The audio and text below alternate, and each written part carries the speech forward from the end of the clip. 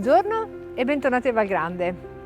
Oggi sono qua, sono nuovamente in piscina, però ahimè ormai è arrivata la stagione autunnale e la nostra piscina, come tutte le strutture che i nostri ospiti hanno potuto utilizzare e anche noi durante l'estate, adesso andranno messi a riposo e dovranno essere sistemati, controllati e messi a riposo in vista della prossima stagione. Però Valgrande non si ferma qua, perché noi intanto continuiamo a programmare e ad organizzare gli eventi in vista della stagione autunnale e della stagione invernale. Infatti vi aspettiamo anche per questo fine settimana con i nostri menù più classici, con i prodotti stagionali, e vi invito come sempre a prenotare il vostro tavolo e a venirci a trovare numerosi.